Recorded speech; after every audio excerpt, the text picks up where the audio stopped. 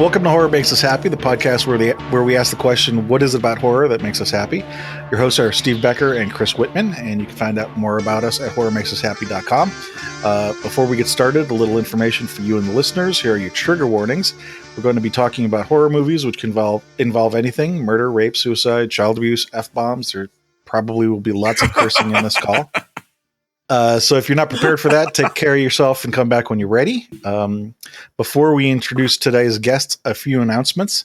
We are going to have a change in format. No more polls for the episodes, so we can do the scheduled releases. I'm sorry, I'm actually turning off my phone right now. I didn't realize I hadn't turned it off. For shame. Yeah, no. Dude, I did that one time. I did that one time in an interview with Lemmy from Motorhead. Oh no! I was the asshole going like, "Hey, everybody, shut this stuff off!" And the minute he starts speaking, of course, the dude I was working with called me, and my phone lit up in the middle of the interview. Was it even like the default ringtone too? Yeah, dude, I was completely. He just kind of side-eyed me. He's like, "Oi, mate." I was going to ask, so it wasn't right? person. So and I was like, "Yeah, I do need a beer now because I just fucked the whole interview." Right. So that was our guest, who we'll introduce in a second. Before we get to that, on the schedule coming up, we've got Tim Ritter, producer, writer, director, best known for the Truth or Dare series, High Death and Earth Girls Are Sleazy, and Jeff Burke, who's the editor of Bizarro magazine, among other things. Love him. Yep. And also a quick reminder to check out our shirts and sticker designs on our merch page, again at horrormakesushappy.com. So our guest, Mr. Chris Polidoro, how you doing, FX artist, well, and yourself, FX artist and actor, best known for his Night Falls, Halloween at Aunt Ethel's, and Unearthed. Is there anything you want to plug before we get into the interview? Dead Meat by Philip Cruz, and all the stuff I worked with Marcus Cook, Stephen Byro as well. Mm-hmm, mm-hmm. And who was it that was actually? I think he was the one. Dead Meat. Sorry, I asked that. Who was it that was in Dead Meat? Ron Jeremy. There you go. Mm.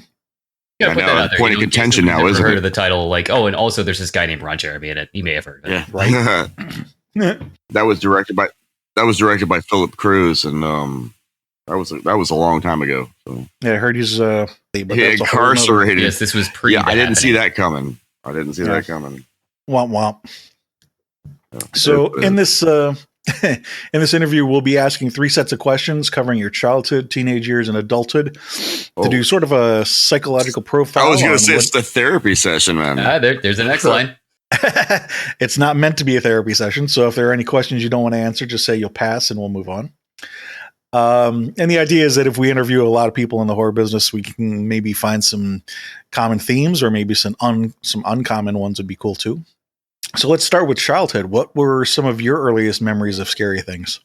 Well, I was actually I was terrified as a kid of the monsters in my closet, monsters under my bed, my brother pretended to be a monster, all kinds of stuff. My older brother, he would mess with me all the time, and my father actually introduced me to watching. Well, we would on Saturday afternoons, like most kids my age, would watch like Creature Feature and stuff like that. Yeah, there it is. I knew that's where you're going with that, Dr. Paul Bear. Yeah, of course. Come on, man. And I was fascinated. I was absolutely fascinated with him. I didn't know why at that time, but it was a way. When I started doing special effects, was a way to become one of them. Mm-hmm. It's like, if you can't beat them, join them, right? Kind of deal. Yeah. And he was like, "Don't worry, it's all fake." And he handed me a book called Hollywood Monsters or something like that. Oh, cool. It was Dick Smith's makeup book on how to make yourself into a Frankenstein or all the Universal monsters like Frankenstein, werewolf, stuff like that, Dracula. And that's where my love came, because I realized that I could actually change, So that was my first formative years, making my Sounds like you get a cheat code. Well, you know what, man? Hey, why not? And what I would do not even like during just Halloween, but year round, would like, make like a haunted porch or something like that, and make my friends miserable by putting makeup on them and stuff like that. I mean, and learning, and I was such a puppy at the time. I was like, using like, I didn't have spirit gum, so I used honey, and it works. Nope. And, like making them into like the Mummy and stuff like that, and they came over to hang out, and they were left miserable. Well, I mean, if any of these friends actually went on to have a professional career now, that I'd say that prepped them for it, because the most common thing for fake blood is Caro syrup. Most of my immediate friends did not, but a couple of my friends are now in LA, and my friend Corby Holland went on to do acting, and my friend Stephen Bridgewater is actually in LA doing production and cinematography. Nice. Yeah. So there you go. They get the Caro syrup treatment with being covered in sticky, sweet nastiness nowadays. They're just like, it's just like the honey back in the day. This is fine. Honey and oatmeal. Good, but yeah, probably not. So, what spurred you to get into this at such a young age? Like, I had an older brother. Was 5 years older than me, and we used to make stop motion animation movies, like on 8mm, like Super 8. It's an old, film camera.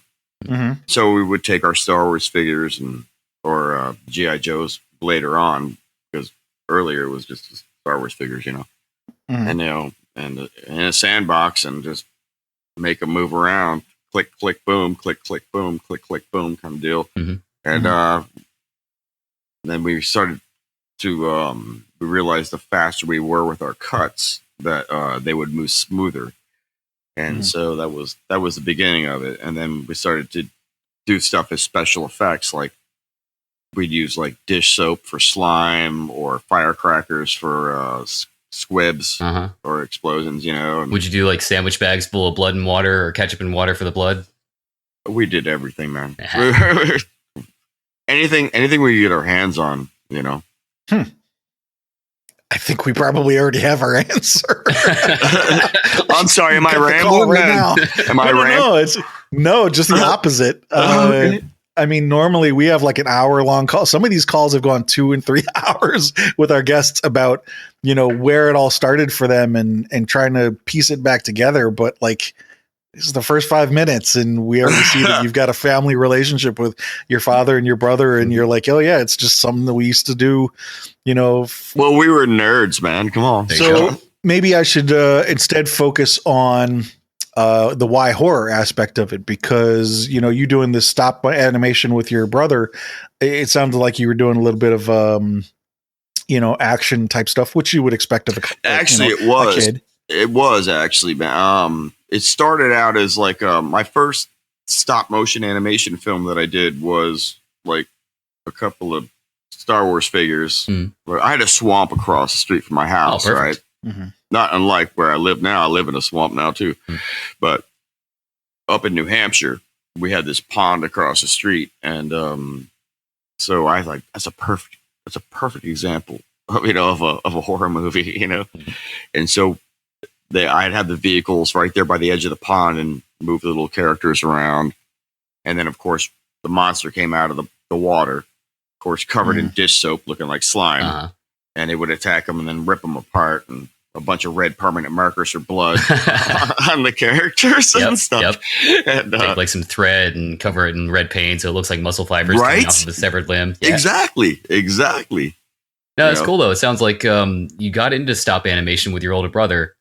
And then just because there was this perfect setting of that pond outside your house, that may have kind of steered you towards horror that way, because it's just like, well, this looks like a horror movie. Let's do that. Well, actually, it started before that.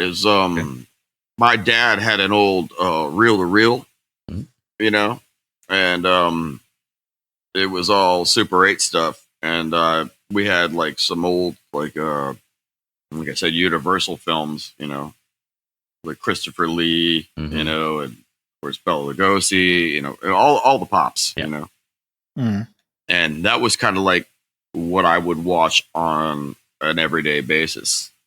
On the reel-to-reel? Yeah. Oh, shit. Yeah. He put the projector on, and we put it on, and we sit there and eat crackers and sausages and just watch the films, man. Did it have sound? Well, I guess. No, there was no sound. No, it was 8mm. So yeah, there was no sound. Oh, that was sarcasm. There actually was no sound. Wow, that almost makes it creepy. I mean, the only sound we heard was.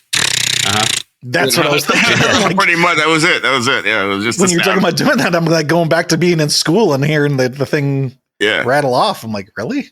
Yeah. So, what the cool thing about that was, in your head, you would come up with the dialogue. I mean, you could see them mouthing the words. Mm-hmm. Right. You know, it's like silent films, where they have what they call titles, where they come up and be like, "Cowboy is about to pick up the gun," kind of thing. Title cards. Yeah. Exactly. Yeah. So we did that ourselves in our heads.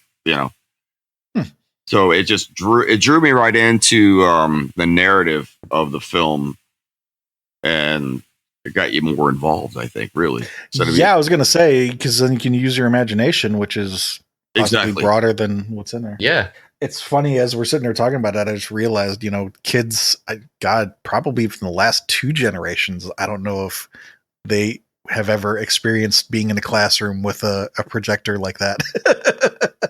Well, what's funny, man? What's funny is I actually, I went back to school and I had to take an elective. So I chose film, which is normally a filled up class, but I ended up sliding into it. And not only did I ace it and destroy it, because I had a bit of student my entire life, Yeah. But it was cool because they started with the silent films, and I was like, as part of the curriculum, right?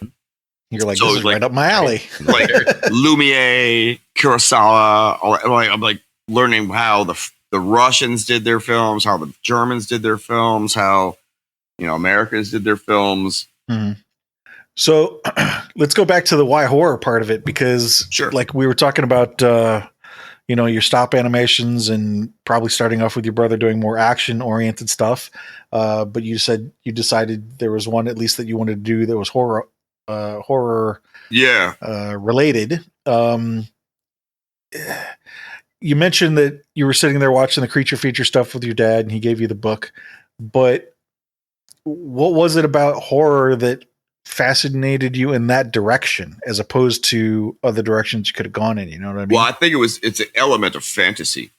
You got to understand. I mean, Clive Barker said it best when he was talking like the movie Nightbreed. People would give him a lot of crap about it, and it was like, wouldn't you want to be the one that could fly? Wouldn't you want to be the one that could do this or that or the other or change or whatever? And as a kid, I thought, number one, being scared. You're like, most kids are, it's like, again, the whole, if you can't beat them, join them kind of thing. And then once you realize that there's another story behind the monster, then it's just the one that walks up and strangles you, like in the 1950s film. It's actually, there's a backstory. There's a character there. And so I was really, really intrigued by what the background was. Why was he a werewolf? Why was he the Frankenstein's monster? Why was this happening? How did he become a vampire? That kind of stuff. And then so I really delved into it and read a lot too. Mm-hmm. Like Jane Eyre and stuff like that. And so like, there's always a monster in the attic, but why are they up there? Yeah. Would you say it's like? I mean, you can get the same thing from sci-fi. I have a very action. soft spot. I have a soft spot in my heart for the monster characters, because it's like why is it? Somebody's got to eat too, right? Do you have multiple older siblings or just the one? My older brother. I just have one older brother. I have a younger sister and 2 younger siblings before that. So after that, so my dad was very prolific. Mm. But yeah, my brother's a commander in the Navy, and my sister's a teacher, cool. And I'm the dark spot. Every family's got to have one. Where I was going with that is it could go one of 2 ways. You're saying having a soft spot. I was thinking either you were the youngest, and so I'm the middle. You were the underdog, or like you say, being the middle or one of the older ones, you you're often taught to take care of the younger ones. Yeah. Well, I did a little bit of that. Yeah. It's not like one of the older ones, like Cthulhu. What's up? The ancient ones. Well, what I was going to say earlier, when you were talking about the story behind the monster, what I was going to say is, but again, trying to focus on the why horror part of it is, you've got villains in other movies. You've got movies based on comic book heroes that have their stories of, why did the Flash become the Flash? Why is Superman? Right. Or why are those villains those villains? Do you have any understanding of why horror monsters interested you more in maybe, comic book villains, or you're like, be quite honest, man. I'm always an underdog rooted for, I actually root for the underdog in every endeavor. Because I'm from Tampa, so the Buccaneers just won. We were crap for 900 years. So it's like I still got my creamsicle orange jersey in the closet. Friggin' hated those. I know, right? When they changed colors, I was like, awesome, and maybe we'll win something once, right? And we did, and then we did again. We win the Super Bowls. It took Tom Brady to help us out. But either way, my original digs was in New England, and before I moved down to Florida in '86. Mm-hmm. So yeah. So you missed out on that, and I didn't. Nah, not at all. I didn't give a shit. Tampa's my team. But either way, sideways. Horror always. I think it was more fantasy that I was intrigued by. Mm-hmm. I loved the scary stuff when I was a kid, but my brother also got me like into the Dungeons and Dragons and stuff like that, and taught me to use my imagination, and that kind of stuff. As far as in a sense, it's got a bad rap for some reason, but it taught me more vernacular. And I didn't know words like charisma and polymorph and dexterity and stuff like that at that age. I was very young. I was like, 7. Yep. Right. Then I got into it, and all of a sudden my vocabulary jumped up like 10 levels, but it also made me read more. Mm-hmm. And then I got into, Poe, Samuel Taylor Coleridge, Rhyme of the Ancient Mariner and stuff like that, and all kinds of crap. I was like, wow, there's whole other worlds out here, in literature, and that led me right into the horror. And then Edgar Allan Poe is very, very wordy. No, it's like, dude, you took a page to say you ate a piece of bagel, man. What's up, dude? It's like, God, it was a very good piece of bagel. He described every molecule, I dig him though. I'm not crapping on that. Were you reading Edgar Allan Poe like in teenage years, or like younger than that? Huh? Yeah, nice. Like 8 years old, 7 or 8. Nice. Yeah. Well, I had an older brother, so he was just feeding me stuff, so I was cool, Mm-hmm. I'm with you on that boat. Although I was the eldest, I don't know why. I must have seen something Poe related and liked it, because I remember they gave me for Christmas one year, my birthday or something. They gave me an Edgar Allan Poe book when I was. Was it The Raven or something? No, it had a collection of stuff, but I was in like 3rd grade at the time. This is fine. Anyway, yeah, dude, check this out, man. This is a fun fact. I was at Dragon Con in Atlanta. That's a convention in Atlanta, Georgia. That's like a horror movie and fantasy gaming and all kinds of stuff. Whitman knows it well. I missed it. Oh, okay, right on. We may have crossed paths. Yeah, bro. it's possible. Probably. If you've ever seen somebody walking around in a typhus suit. Okay, right on. Yep. Before cosplay was cool, right? Oh yeah, way before. No, not really. It was the last like. I worked for a comic book warehouse. And then Me too. Go ahead. Did you really? Yeah, up in New Jersey. Okay, right on. And then I worked for a company called Liberty Hobby Distributing, and we did like Magic cards, Dungeons and Dragons, models and trains, Lionel, all kinds of stuff like that. I'm throwing out names, sorry, brands. I apologize, but either way, we sold everything to every hobby shop in the world, and so we had a table every year at Dragon Con. So they would send like 4 of us up there to rep. But as we all know, conventions are pretty much just hurry up and wait to the party afterwards. Yep. It's all like, nerdy, boom, drunken Party. idiot fest. One of my favorite things at Dragon Con, man. At Dragon Con, I thought that's all Dragon Con was. Yeah, it's all after shrimp party. from Angus shrimp from what do you call it? Not the Omen, but The Marriott? Angus shrimp. Oh, Angus shrimp from the tall man from Phantasm. Phantasm. There it is. How'd I get that before you? I just woke up, man. Come on. Same here. I'm on second cup. You gotta give me a 10-second lead, dude. You gotta give me a 10-second lead. No, did you meet Angus at Dragon Con? Yeah, he spoke the entire Raven verbatim. No shit. Nice. Like he was like on stage, like he was so theater. Yes. And he recited the entire Raven, and I was in awe. I was like, "That's how you do it, folks." Right. I was like, that dude was I'm sure committed. there are a lot of people that like that. I would have loved to have seen that. Yeah, going back to the comic book thing just for a second. Sure. Have you ever heard of Passaic Comic Book Store? Passaic. No, Passaic. I'm not familiar. Maybe you weren't a big comic book nerd, but do you ever remember back in the... Okay, so the ones from the 70s in the middle, they would have the double yellow pages with comic book ads. Yeah, and you could actually like send in like... Yes, that was Passaic. That was the Passaic bookstore. Oh, right on. I had no idea. Yeah. Neither did I until I worked there, and then they told me that, and I was like, "Oh no, shit!" Where was that located? New Jersey, Passaic. New Jersey. Well, I'm from Flemington. I was born in Flemington. I don't know where that is. I moved out of there when I was like 4 to New Hampshire. I vaguely know the area. I was only there for a couple of years. I think it's between north. 89 I think it's to northwest. 96. Yeah. Northwest Jersey or something. I don't know. Okay. You know who you might recognize this name, but I've actually reached out to him to try to get hold of him. Do you remember there was a store, but he also has a convention up there called Chiller Theater? Stephen Bauer? Does that ring a bell? No. Oh crap! What's his name? Kevin?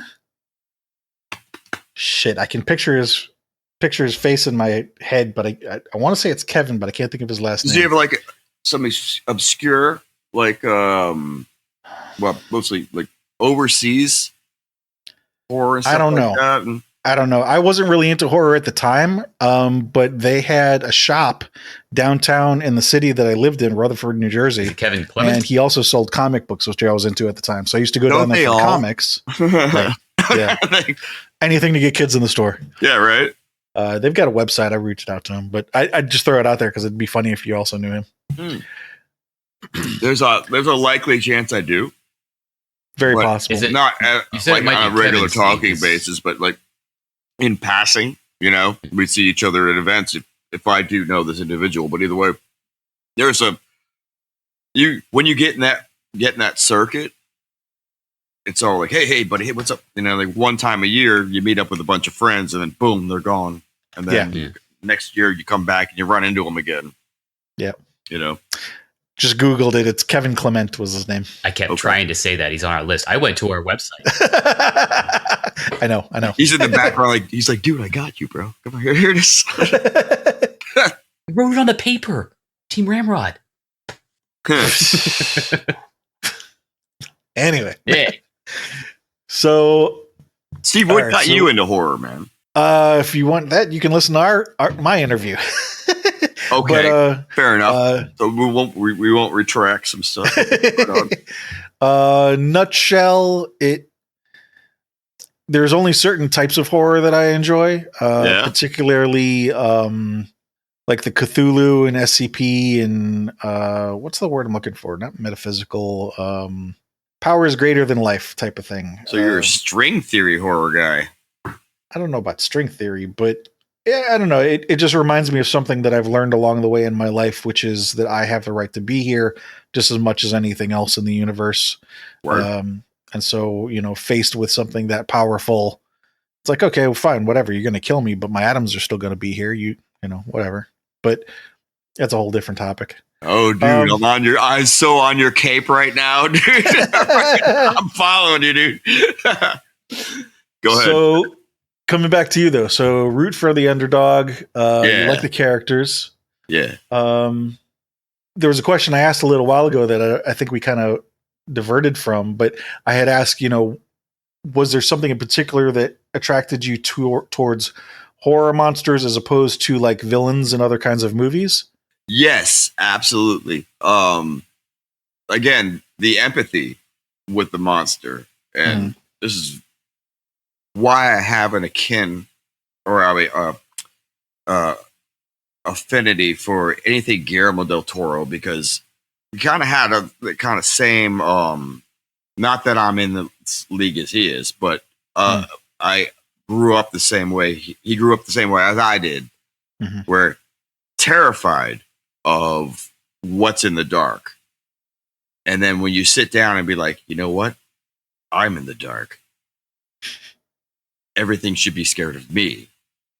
Kind of what Guillermo did when he was in the crib, scared of going to the bathroom because when he was a baby, he didn't want to walk across the carpet because all he saw was like little fingers crawling up, from the shag carpeting. He imagined they were like little alien fingers, and he was terrified. And he looked at that and it said, "If you let me go pee, I'll be your friend forever." And he made this is him, not me. This is him. He was like, that was his story. He was like, he just came to grips with it. He's like, if I can't fight you, I'm going to, at least be your friend. Right. And then he's been peeing well ever since. These are his words, man. I didn't make this up. You can quote him, man. It's like, but I was like, dude, he gets it. Because when I was a kid, I was so terrified of, of monsters under my bed. I had a nightmare of there was a witch underneath my bed with a trap door, right? I used to call her the Candy Cane Witch because it was, I imagined there was like a room striped with red and white and a big potbelly stove, and I thought she was going to steal me and cook me. So I would surround myself with stuffed animals, and when I wake up in the morning, some of the stuffed animals were on the floor. I'm like, missed that boat. Good job. Missed me, bitch. What's up? I had kicked him off the bed naturally, of course. I thought there was that creepy hand that would come up from underneath. Stephen King, in so much, still covers his feet when he goes to sleep because he's worried about something grabbing his feet, like a monster.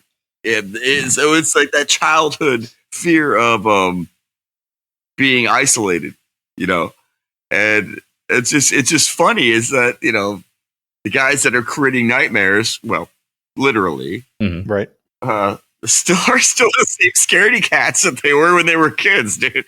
That's pretty funny. Did you have any other scary dreams when you were a kid? Yeah, dude, totally.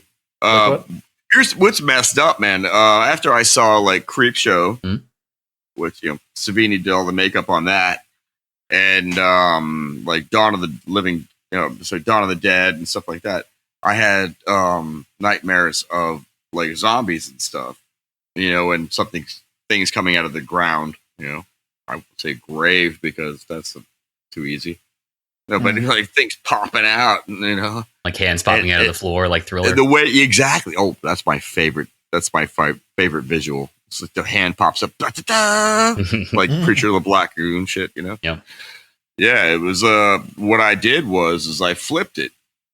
I got so tired of running in my nightmares that I just turned around. I'm like, all right, I'm on your team now. Let's go. There you go. I joined them. And that's what. Yeah, I did. Yeah, totally.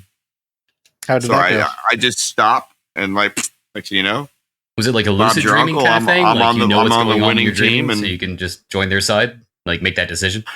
Yeah, I don't know if that's a weird syndrome or something, but that's what I did. Yeah. No. Lucid dreaming is where you have control of the dream, sort of conscious. There's a part of your conscious mind that's somehow awake and realizing that you're dreaming, so you can guide it. I was scared into joining them. So what kinds of things were you doing on their side? Nothing, man. I was laying down in my PJs, dude. I was like, in your dreams. Oh, just running around with the rest of them. That's pretty much it. No, just scaring people or something? Eating people. Eating people. as you do. Along with them? Yes. Or just watching them do it? Man, come on. I'm not going to not share a meal. One should be a good host, right? You going to finish that? Yeah, exactly. I mean, come on. Uh-oh. This is going to tank me. I'm just wondering, like, how far the dreams went in terms of. No, man, no. It was actually more just fantasy. It was like, sometimes you could hop, jump, fly, or, I guess I'm also intrigued because I'm thinking to myself as a child. I think it was stop being attacked. It was kind of was a thing. It's like you join them. Right. Now you don't have to worry about that anymore. You're like, hey, cool. We can do whatever we want. We got the run of the town. I was trying to think of what the payment was because that doesn't come free. Well, yeah, I haven't run into that yet. Maybe this is it now. Own your sins, Chris. Right. Slight left turn. Have you ever had, or did you have anything in your childhood happen in real life that actually terrified you? I got attacked by a dog, man. I was that'll do it. That'll do it. I was actually my neighborhood had a peat bog with the pond I was telling you about that I used to do the Super 8 stuff with. And around the corner there was some woods, and my brother and I used to walk through there to go to a hobby shop of all places. And there was are you familiar with the flower lady slipper? It's I've heard of it. It's a very rare. It's a very rare flower, and they were growing in this wood, right? And so we were there, and I looked at it, and I was like, man, I'm gonna take that home to Mom. And he was like, don't pick it, it's bad luck. And the minute I picked it, this fucking dog. Sorry, I said fuck. This dog came out of nowhere. Was awful. It was like a junkyard dog, right? And came screaming at me, and my brother had to beat him off with a stick, and it horrified me. And then I saw Cujo. I was like, holy Jesus, that's exactly what I ran into the other day. And I was like, okay, there's a 4-back to this shit, Right? Something's going on. It's funny because I literally picked a flower, and this dog ran at me after he told me that it was bad luck to pick the flower, and I was like, "You're right." Moral of the story: never pick orchids. Orchid is it a form of an orchid? It is. I looked it up. Yes.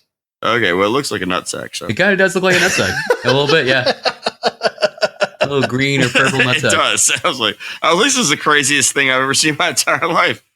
My brother's like, don't pick it, it's bad luck. And then I got attacked by a dog. Yep. So do you have an existing fear of flowers now or dogs? No, I embrace them. That's how you do it, man. Yep.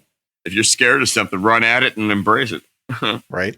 I was going to ask if you dressed up for Halloween, but you said really you were doing Halloween stuff year round. Yeah. Yeah. Do more stuff around Halloween time or like better stuff? Well, I get hit up a lot. It's people want makeup and stuff like that. Mm-hmm. And I do it pro bono because I want everybody to enjoy the event. Well, yeah, I mean that's now we're still talking about like childhood time. So like, did you dress up for Halloween as a kid? Oh yeah, totally, yeah. Did you have a favorite costume? My favorite attempt was doing Frankenstein, where I took like a milk jug and I cut it so it was kind of like a rectangular form over my head, and then I covered it. In latex, and then lamb fur. Okay. And did the scars on my face and stuff like that. That's pretty impressive. What age was this? 7. Jesus. Nice. Are you doing vacuum form at 7? Look at that. I know, right? I wish I had I could have just had a heat gun. That would have worked too, but But no, it was all because of that book my dad brought me back from Los Angeles, man. Dick Smith's, yeah. Mm-hmm. Monster makeup, yeah. How about least favorite costume? Least favorite costume that I did was for a haunted house in Kissimmee, Florida. Mm-hmm. Right, I was working on an event. It was actually my first pro gig, where I got paid. That's it. But not in your childhood. We're focusing on childhood here. Okay. Least favorite costume in childhood? Not a one. I loved them all. I loved them all. N.A. I would actually my first real costume was the old plastic, what was those masks that not Ben Nye, but that's right, Ben. The company, right? Yeah. You had Luke Skywalker or the Princess Leia or the Chewbacca or C-3PO. And even though you had the plastic face mask, there was a picture of the person's face on your chest. Exactly. Yes, you got it. Naturally, I went for the devil, and Okay. I was ready to go trick or treating, but my mom was like, "Oh, I got to get ready and all that stuff like this," and we had a chain lock on the door, and my first memory of really trick or treating is that I went out trick or treating with the devil mask on and my pitchfork, and then plastic pitchfork, Yep. But I didn't have anything else on. I was totally fucking naked. I was buck naked, walking around, knocking on my neighbor's door, like, give me candy. It's like, here's a naked devil. There's a naked devil hanging in front of their. They're like, okay. And they're like calling my mom, and she's in the shower, and she doesn't even know none the wiser. And I was like walking around the block, fucking buck naked with a devil mask on a pitchfork. So, yeah, that's actually true. There's pictures.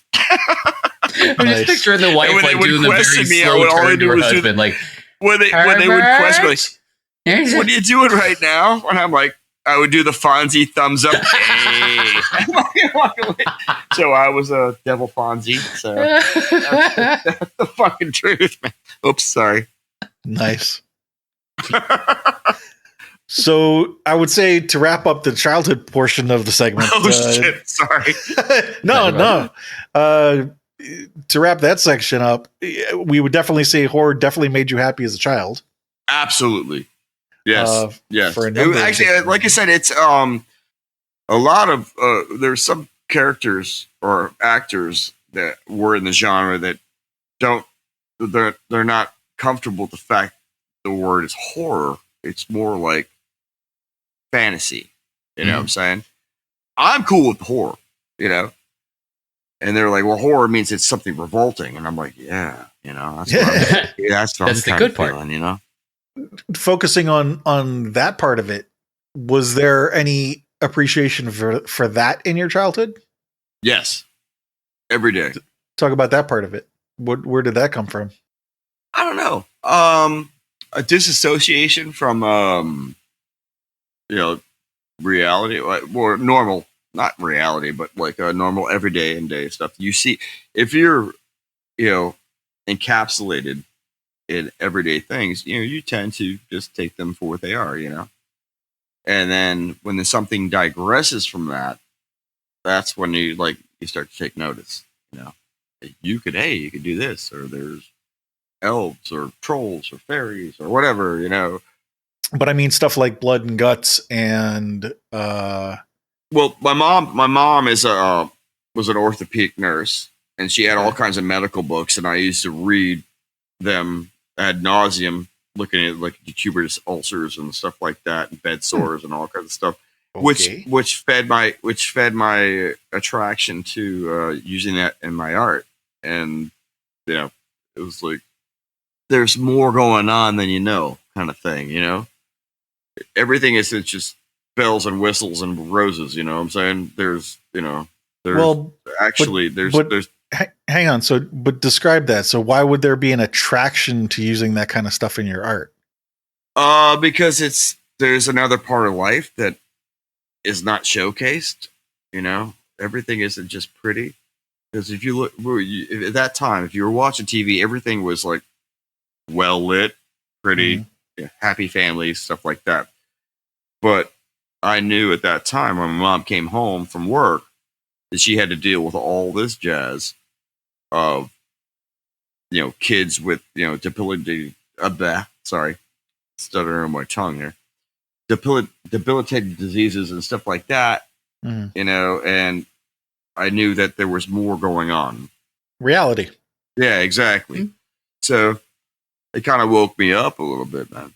Was there anything? There wasn't like I never went to sleep going, man, I'm going to jerk off to this cubitus ulcer. No, I never did. That's not that. No, I don't mean it that way. But I was thinking maybe, for example, and I'm just going to throw this out there. I'm not saying it's true for you, but like, for example, if one or both of your parents were of the type of personality that they instilled in you a belief of, trying to find the right words for this, but but respecting reality and being honest about reality. If you felt that your parents instilled that kind of belief in you, then it would make sense if you then expounded on that in your own behavior. Absolutely. My father is, he's a biologist, my mother a nurse, and my father always instilled me to question everything. He's like, why is this happening? What did you just do? When you put vinegar and baking soda together, it makes a volcano. Why is that happening? Not just the performance of it happening, the actual mechanics of what's going on. What actually happened there? Well, this interacted with something else, and next thing you know, pow, a chemical reaction, and it does this stuff. Or how to make an emulsion or something, where you're mixing water and oil, two things that don't like each other. Why don't they like each other? And how can you make them like each other? Like making a vinaigrette, And so he taught me to question stuff, And my mom was like, well, here's all the idiosyncrasies of what's going on in this stuff, as far as, diseases and stuff like that. So, all right. Let's move forward. What were some of the scary things that impacted you during your teenage years? Werewolves. Okay. Yeah. Okay. Yeah. Like any particular werewolves? Like we're talking like American Werewolf in London or like the classic Lon Chaney? Shout out to Rick Baker. Hell yeah. Yeah. John Carpenter. No, in my teenage years, actually, in all reality, in my teenage years, it was human violence. That was because I started seeing human violence, which was a reality. We're all familiar like on the news on TV or something, or yeah, that and in personal space. I don't want to get too personal, but what do you mean? Well, I went to a school in the projects in Tampa, and stuff would pop off like that. Got it. It would just be sitting there, and all of a sudden, one person starts running. Next thing you know, the whole lunchroom's running. It's like, what's going on? And then, Billy's got a gun, or someone's got a knife, or this, that, the other. So, yeah, that was pretty horrifying. Schoolyard scuffles, plus a little. Well, extra. It was weird because, man, when I came from New Hampshire at 12, and whole nother world when I moved to Tampa. Yeah. Not that Tampa's bad. I'm not shitting on Tampa. Anyway, shape, or form. I love it in my heart. But no, shit away. I do.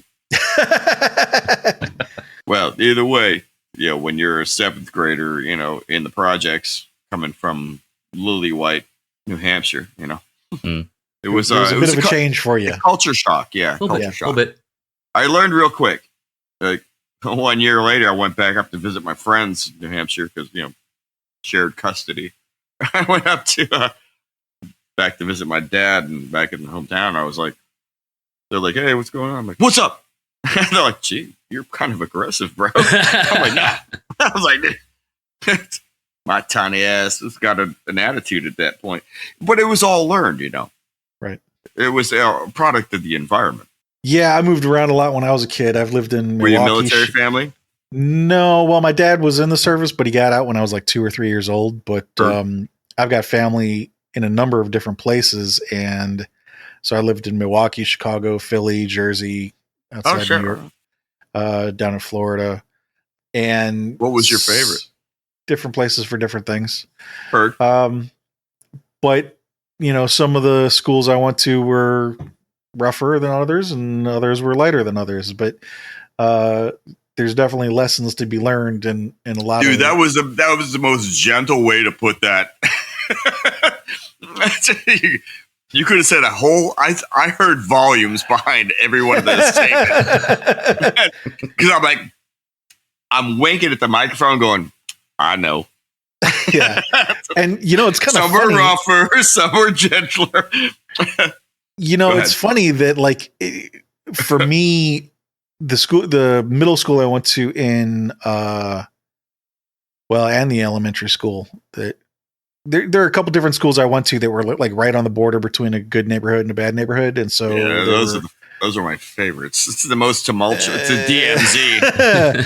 Well, there's not supposed to be combat going on here, but there is. Where I'm going with this is the funny thing was for me, middle school and elementary school it was like that, but when I went to high school in Philly, it was completely different because. It was also a much larger school. It was like 5,000 kids. But it was probably pretty cliquey at that point, right? It was, but here's the thing. So in the school in Philly, instead of picking on anybody, everybody just respected everybody because you didn't know what group each person was part of because you couldn't know everybody in a school that had 5,000 kids. Right. And so the default was to respect rather than to, and I think that has a lot to do with prison. That's awesome.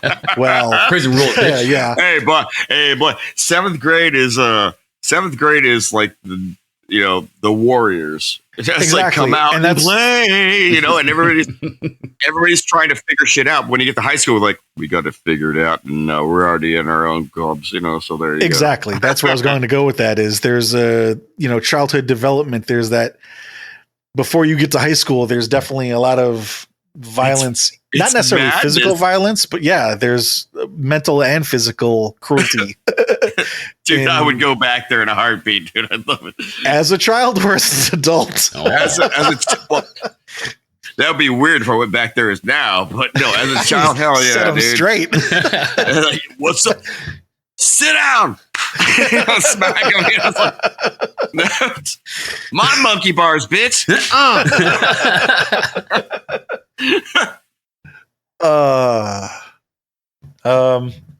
So let's go back to the werewolves for a second, because we're talking fantasy versus reality. Obviously, there's different things there that can be scary for different reasons. Sure.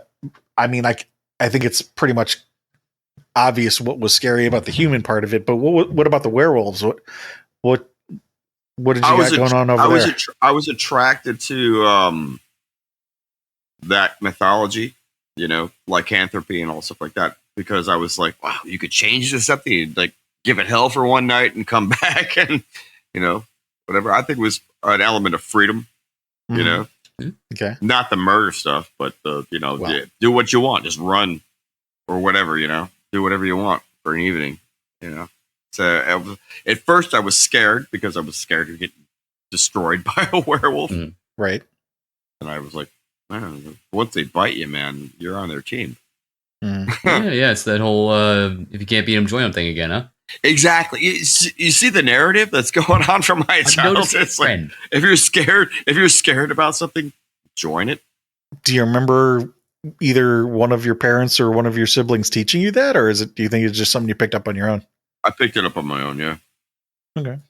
Well, my brother used to terrify me all the time because he was an older brother, so he would just mess with me. So right. I was like, you scare me in the dark, I'll be the beast in the dark. So did you scare him? Yeah. Nice. But, and not in a harmful way or anything like that. No. It was just like, I'll make you jump before you make me jump kind of deal. Right. Get your back. So as far as stuff in like the horror business, in your childhood, you mentioned things like Creature Feature and Poe. Sure. What were some of your favorite things in your teenage years? Teenage years was actually the formative years before that was mostly like old school stuff, but when I got teenage years, of course, it was all slasher stuff. Era of the slasher. Because it was, it was over the top and it was the extreme and it was the cool thing to watch, Mm-hmm. Yeah. It was happening at the time. Well, yeah. I mean, it was fed to us that way. But what they didn't do was feed us the classics. Like, of course, there's no money in that. Well, the thing is that that's where all the art is. Yeah, it's the beginning of a stairway to where the horror slasher began. Like Tom Savini did Friday 13th, and he was the first one to show like gangbusters of blood, buckets of blood, see the knife go in, all kinds of stuff like that. Mm-hmm. It was shock. And nobody had done that before. I mean, there was Halloween before that, but they never really showed anything. Of course, there was Texas Chainsaw Massacre, but that actually wasn't. They never really showed any. They never really showed anything. Friday the 13th was the first one that actually showed the carnage as it was happening. Right? There was a harpoon, and so I was gravitated to that because I was intrigued. Because I thought, hey man, as a makeup artist, mm-hmm. or want to make monsters, I also want to make things look real on camera. Okay. And of course, again, film is a visual media. Mm-hmm. So medium, rather. Yes. Sorry. So you have to see it, and then what it did was evoke a lot of emotions, and the entire 80s was rife with, I could kill you with a pair of scissors or a pencil or a ear of corn or some stuff. Right. It got ridiculous. Wait, there was a horror movie where someone killed someone with an ear of corn, wasn't it? Didn't they stab him that's the Stephen King. Oh fuck, was it Sleepwalkers? Movie about with the cat people? Yeah, with an ear of corn. Right in the ear. I totally forgot about that. Yeah, it was. I know. I know, right? Stupid, right? If I ever meet Stephen King, I'm like, dude, you let this pass and edit it? Right? How'd you not clip this out, dude? Seriously. Sleepwalkers is it's a guilty pleasure for me. It's what do we have, really a fucking clam bake? Man, what's going on here? Yeah. Fucking ear corn in the ear. It's like, what? I mean, it's funny. It's funny, but, You probably had to make some decisions. I'll let you you can leave that in, but you got to take this out. Right? God, if that was left in, what else wasn't? Exactly. Yeah, right? What was that? It is Hollywood. What was the name of that movie? It was, I can't remember. Anyways, that's terrible. I'm a horrible person. But either way. So what else? Anything else jump out teenage wise, I started getting into more artsy films. Okay. Like what? Art, like more art oriented horror films, mm-hmm. instead of just the hack and slash. The hack and slash was cool. It filled my belly for a little bit, and then I was like started to reach forward after that. Question. And I went backwards. Yeah. How so? In my teenage years, because I was looking for more how the process was moving forward, kind of deal. So it was like, Hang on a second. Yeah, sure. Hang on a second. Clarification. You'd mentioned this class that you took earlier that went through the history of film. Sure. How old were you when you took that class? 38. Oh, okay. Yeah. So that was much later. Yeah. Well, I was actually studying for a medical degree, and I had to take an elective. And all right. So, childhood, it was the creature feature stuff that you were seeing with your parents. Dr. Paul Bearer, that kind of stuff. You mentioned Creepshow, Dawn of the Dead. So then in teenage years, it was slasher stuff, and then you said you started going back to the silent films. Okay, so you were actually doing the silent films. And the black and white 50s stuff, Twilight Zone. Horror or in general? Well, all horror. Anything I could get my hands on, horror oriented, like Twilight Zone and Tales from the Crypt and stuff like that. Whatever. I mean, that wasn't even a TV show, but it was a comic book. So. I mean, it was a TV show later. I thought the book came after the show. No, sir. No. Tales from the Crypt was, a comic book way beforehand. Yeah, that's why they made it. 50s. I'm doing a quick Google search. Look up the Crypt Keeper, man. One of the coolest models ever. Yeah, no, I'm familiar with that, but for some reason... John Kassir does the voice for that. Yeah. He's on our list, actually. Oh, dude, he's awesome. So what made you interested in going back to silent films? Because that's not something that most teens would probably be interested in. Well, it was because the way they tell a story. It wasn't they had no sound, right? Obviously silent. So everything was emoted on film, Right. Were you still making movies with your brother at this point? No, he had moved on to university. So why did you care about how they were doing it? I was interested as far as like production and how to move my own art forward. Okay. So what kind of art were you doing? You could do it without sound. Yeah. It'll make stuff with sound better. Right. You know, no, it's like playing guitar. You learn on acoustic first, and then you can wail on electric. Heard. Yeah. No, I'm just trying to understand what was going on in your life that was motivating you to do that. It was pretty tumultuous, brother. Well, I mean, as far as artwork goes, because if you had stopped doing the stop motion with your brother, but you did briefly mention you were doing some other kind of art. What other kind of art were you doing in your teens then that this was part of? Sculpture. Fine line draw. Well, fine line. That's a shitty term. Drawing, sculpture. Okay. I would draw my concepts and then sculpt them and then mold them and then make them into like latex molds and stuff like that. And until I got into silicone, which was way later, but it was. Were you already planning on getting into being an effects artist at this point? Yes. Ah, okay. I was ready to be an effects artist at 7 years old. Okay. Or to be an effects artist. My goal was to hang out with Tom Savini and Dick Smith in Connecticut or Pennsylvania. But 7-year-old doesn't have a bus ticket, so there you go. All right. So now I have the context that makes it make a little more sense why you're going back to the silent films. Because if you had made the decision to do that at 7, then obviously that's your backstory for that detail. Yeah. So I guess in your teenage years, not just the silent films, and I'm guessing you took art classes and stuff like that. All of this was in preparation. Actually, art classes were just watching my friends. It's like, You had friends who were artists taking classes or something? No, it's just, just looking at life. Oh. So you see how things are popping off, I'm guessing you continued doing, participating in Halloween as a teenager. Yep. Any favorite or least favorite costumes from that part of your life? In my teens, it was a lot of vampires. Okay. People wanted to be vampires. So my main gig was making people pasty and giving them fangs. Mm. It was fun for the first time, but after the 36th time, gets a little old after a while. Like, come on, man. Don't you guys want to be Luke Skywalker again? Come on. Put on that Stump mask. of a hand.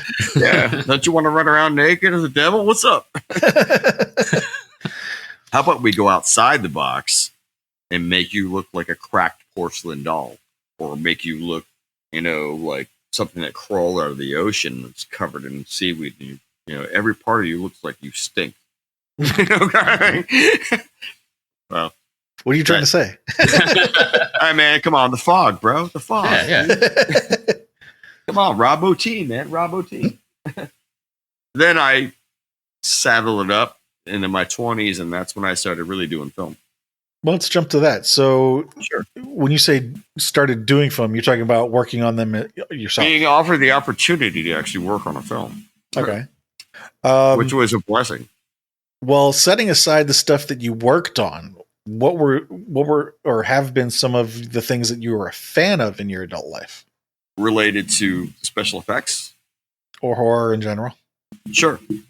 Jeez. So many.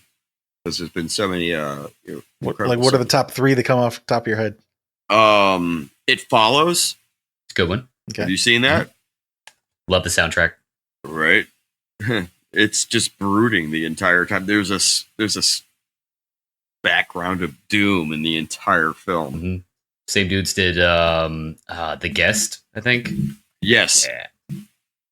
Yeah, it's actually it's a pretty cool flick. Mm-hmm. Good narrative. Yeah. Let's see. Like I said, I'm a big fantasy fan too, as well. Mm-hmm. So I thought Avatar was pretty dope. And they took them forever to make that, but how much work went into that? Yeah, sequel's coming, 2030. Blows my mind. Yeah. 9 more years. Yeah, right? Well, I guess it's going to take them that long to make the sequel. Yeah. Anyways. I think they've already done the film, but, the CGI part of it is. Well, yeah, those guys, that's not my forte. I wish I knew what those guys know as far as computer animation and stuff like that. But that's not me. I'm more practical. Yeah. Right.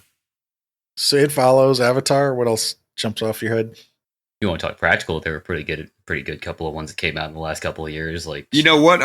That series, Penny Dreadful. Yeah, I couldn't get into it, man. Wonderful effects. The first episode is like werewolf destruction, and I was like, "Wow, damn! You guys kind of threw it at the fucking wall, dude." See what sticks. Atlanta has been pulling a lot of really cool stuff. Oh yeah. Yeah, I'm not really a fan of the Walking Dead series. I mean, you got there's a lot of that there. Doing all the effects on that, stuff like that. Greg Nicotero, Howard Berger, stuff like that. The effects, those guys are on it. Yes. If I could take 8 hours of my day and drive up to that studio and apply, I would. Right. As a fan, has there been anything in horror as an adult that scared you? Oh, no. Nah. No. Not a thing. Not one thing. Okay. When was I wish. I'm waiting for it because here's the thing, man. I used to go through haunted houses, right? And be like, oh, they're gonna pop over here. This guy's gonna pop over here. This, that, and the other. And I ruined my entire experience by walking through, diagnosing the haunted house that I was walking through. Right. And that's why a minute ago when you started talking about the films that you worked on, I backed off and I said, no, as a fan, let's talk about the things you're a fan of, because when you, just like you say, when you get to a point where this is your job, you start dissecting it. There's no emotion there. It becomes more of a technical thing. Yeah. Yeah. When you get an element of creep, like It Follows or American Guinea Pig, there's that little bit of ooh. It's like, oh, okay, yeah. So that speaks to me because it's like, yeah, okay. Oh, there it is. There's that crazy pop that you're scared of. So if it hasn't happened in your adult life, when was the last time that you saw something that scared you? Oh man, 2 weeks ago, 3 weeks, 3 weeks ago. And what was that? I was working the door at a bar. I needed some extra money, so I sat there at the door of the bar in Ybor and was checking IDs, and then somebody started popping off with a gun. Oh shit! And then the whole street ran towards us. Jesus. And bombarded the door, and I was like, dude, it happened like that. It was in a second. As soon as the gunshots went off, everybody ran at us, and I was like, I'm out of my element right now. And they stormed us, and we tried to shut the door, and it was right out of Day of the Dead or 28 Days. Seriously, that's that's like a horde kind of situation. They're all rushing out. Well, yeah, everybody was running, and it was they didn't give a rat's ass about who was in front of them or whatever. They just all started hitting doorways, and I was in front of one of them. And that was pretty scary. Yeah. That was pretty scary. I would say that's a fairly real... It happened, like I said, it happened in a second. I heard pop, pop, and then boom, rushed. And I was like, oh. It's crazy. I actually had a friend, on Facebook a couple days ago posted about that. So, the Kansas City. There. Yeah, well, it was all the thing is that normally Ybor's a really cool place, but my home for 20 years, Right. It's always had this, it's right on the edge of a not so nice street kind of stigma to it. It's it's a party place. Everybody wants to go there when the cruise ships come in or whatever. Everybody comes down there. It does, but what I'm trying to say is bad things have always happened there. It's just not a regular occurrence. No, it's not. No, my favorite part of Ybor is on a Wednesday afternoon, walking around and feeding the chickens. Eat, the chickens. I love the chickens, but no, just hanging out with locals. It's always the tourists that cause the ruckus, man. Maybe that's why they legalized all the drugs over in Amsterdam for everybody who's not a resident. Fuck you, tourists. Really ruining it. Well, that's what I heard. I haven't fact checked that, but I've never been across the pond, man. So, I don't know. Don't know about that. I'm sure they're over it. Right. But in going back to like horror business stuff, Sure. what was the last piece of artwork that scared you Scared me. or disgusted you or gave you some emotional response? Well, I can say emotional. Guillermo del Toro's Crimson Peak, because he used the ghosts in that were modeled after. There was a book when I was a kid called The Bog People. Okay. And it was basically, this is in Scotland, I believe, or England, somebody thinking Scotland. But they would bury people in a peat bog. But the thing is, the peat bog would preserve all these bodies, right? Like perfectly. So when they pulled them out of the water, they actually thought they were like recent murder. Yeah, they thought they were recent. Then they realized they're like, oh no, these guys are wearing medieval clothing and stuff like that. And Guillermo modeled his ghosts after the warped, petrified, or preserved, characters. And I thought that was pretty cool, man, because I knew it. The moment I saw it, I was like, bang, that's where he got that from. I was like, okay. I read that book when I was like 9, and I knew the image, the way he modeled his character. So that was really cool, dude. But again, it was still a positive experience in that you recognize something. Yeah, you know what, man? It is. I'm really scared. So, I mean, real life scares me, but fantasy, I'm totally down with it. It makes me happy. It makes my day better. And there's nothing wrong with that at all. I'm just where I was going with that. Does that sound off? Does that sound off? No. You're weird. Dave, thanks, bro. No, I was just shooting for something that might tell me something about your character or your background or something. That's all. But if you're not somebody who gets scared easily or often, then that's the thing, man. Is like I said, when I was a kid, I decided to, you can't beat them, join them. I've said that before. So, and to look at things with a scientific eye, or it's like, is this really happening? What's going on? So there's lots of different kinds of horror, though. So sure. Like there's like, for example, body horror doesn't. No, not at all. Get to you at all, or no, not at all. No, I like the mentalism stuff. Like you said, you mentioned Cthulhu earlier, H.P. Lovecraft, that kind of stuff. That kind of horror. The internal, mind f, if you will. That actually gets, that's something you have to dwell on, and that actually, when someone makes you think about thinking, that's when it starts getting creepy. What's creepy about that?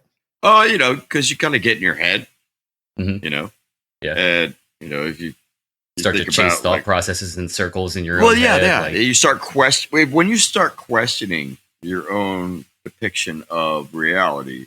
Yeah. That's where H.P. Lovecraft really comes in, because he's like, this is not what you think it is, kind of deal, and then you figure it out. So why does that bother you? Oh, it doesn't bother me. It's just intriguing. It's like, all right, somebody's going mad right now. And you follow the story, and it's fun. You should watch them walk through an entire, narrative. So. Let me ask a couple questions that are not just any one period of your life, but like all for your entire life. What would you say is your favorite movie of all time? The Thing. Nice. John Carpenter's The Thing, 1984. Not the remake? American Werewolf in London. Oh, shit, fuck. I got a couple. Oh, right. It's always hard to narrow down. Days, Steve, we really got to make this like, it's a top 5. Yeah, okay. Yeah, right. Raiders of the Lost Ark. Okay. Let's start with The Thing. Why is that? Why do you like that movie? Because it's amazing. I've got it tattooed all over me. Nice. I do. I really have the severed head with the crab leg coming out of tattooed on me. So there you go. But no, I actually Rob Bottin and Stan Winston's effects changed my life when I was a kid because I was like, you could freaking do that, dude. And yeah, and so I got into doing some puppetry and sculpting and latex and all kinds of other jazz. And then when I got more familiar with other materials, as far as molding and casting and fiberglass and stuff like that. But it was very inspirational. So yeah, that one definitely. The Fog, Rob Bottin again, John Carpenter again. But either way, the first one that freaked me out was Dracula. Dracula freaked me out. What freaked you out about it? Because there was impending doom in the darkness. Go to sleep, you're going to get killed. Kind of deal. And as a kid, I was like, we're talking about here? Black and white Bela Lugosi. I was like, okay, yeah, that one. I was totally freaked out by it. Then, of course, Frankenstein, I felt empathy for, especially with the flowers and the pond scene and stuff like that. But, the Hunchback of Notre Dame, when it was Lon Chaney up there and the people berating him and he was like boiling oil on him and stuff like that. I was like, yeah, get it. Slightly different question. Is there one movie that you've watched more times than any other? The Thing. Same answer for both. Okay. I can answer that. There's several. The Thing, definitely. No. The Thing, and Return of the Living Dead. Okay. Yeah. Totally Return of the Living Dead. Yeah. Fabulous. What do you like about Return of the Living Dead? So fun. It's so much fun. So really many jokes. And yeah, such it's cool like effects. It's a good combination of classic zombie slasher gore plus a shit ton of comedy. Yeah. Well, the comedy is just for levity because it's so horrific that you get the scared part going on and then they drop a joke in and it kind of dials it down a little bit to keep you hooked, which is a testament to a great narrator. It's like, man, I got you right here. You're freaking out. Here's a little bit of levity. And then bang, they hit you with another bunch of horror and you're like, oh man. And they hit you I wonder with if they do that comedy. as almost like a safety net, because if it's like, 100% horror gore in your face, there'll be those that aren't interested in that because they don't like horror that much. Well, so yeah, but they a dash of comedy and it's like, all right, we get that much more paychecks. Look at Evil Dead, or, anything with Bruce Campbell, you know what I'm saying? It's like, yeah, the hooks keep coming. It's like, there it is, there it ain't. There it is, there it ain't. You know what I'm saying? Yeah. It's just a well-told story, in my opinion. Do you see any common threads about what kinds of horror you like as far as cannibalism, occult, metaphysical? Sure. Absolutely. I'm more about the monsters, I'm a big monster fan. It goes back to me watching Godzilla or anything else like that. Just murder films, not for me. I don't care. What's the Purge, stuff like that? I don't find any attraction to it because it's just like, man, just shoot them, man. But they're wearing creepy masks with LED laser X's on their eyes. All you gotta do is shoot them, man. They're done. So, I don't, things that are fantastic that have otherworldly abilities, that's kind of what I'm attracted to. Okay. Stuff like that, Oh, shit. That doesn't sound good. You just did the principal. And how did that make you feel? Apparently, yeah. Oh, damn. It's like, Chris, how did you mess up right now? Well, I thought I had found something, but then I backed off on it because I realized maybe not. So, well, here's what I was thinking. Sure. I'm still coming back to the question of why horror as opposed to other things other genres that you could find that same thing. You know what? For example, I can't really honestly know where it comes from. It's just I'm attracted to it. Let me try asking the question a different way. Go ahead. If you look at like superhero movies and look at the villains, are you as interested in those as the monsters in the horror movies or not? I'm kind of interested in the backstory of the villain. I don't like take things at face value. I like look into things. So, I mean, maybe this guy is pissed off because having a bad day, or here's what he had a bad upbringing. Here's where I was going with that. Right. Here's where I was going with that. I was actually expecting you to say no, and then I was going to ask why not, and hope that you could, say some reason why you're not interested in them. But it's kind of funny you stymied me on that because you're like, interested. Actually, I'm more interested in the people that are doing wrong, allegedly, because it's like, what happened, dude? And somebody just gave you a hug. So. I mean, seriously, it's like Magneto, dude. Come on, man. You grew up in Auschwitz. What's up, son? Somebody give you a hug. You got powers, dude.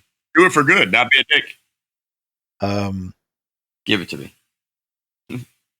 No, I'm just thinking. Okay, so we're still back on the why horror thing. Okay, well, let's keep going with that. I mean, I've already asked the question. Like, why horror? Because I love it. I love it. I love everything about the fantasy. I love everything about the characters. I love everything about the brutality and the denouement, if you will. The French. The what? The denouement. The French for the everything. Everything comes around. The conclusion. Exactly. Okay. Yeah. So it's the relief. It's a visceral experience. It's an emotional experience watching horror films, and especially the old ones. When they do it right. And then it's fun, man. Thank you for getting that, because it is. It's just fun. It's flat out fun. All right. Well, I mean, there's a lot of things there. If we were to sum it up, I mean, you definitely have the background, the history with your father and your brother. So I mean, I think we've got some answers. I was just hoping to dig a little deeper on that one. Well, let's go for it, man. Where do you want to go? No, I mean, I'm done digging. I mean, I had been hoping to, but all right. I don't know that we're going to go any deeper on that. I disappointed. That's terrible.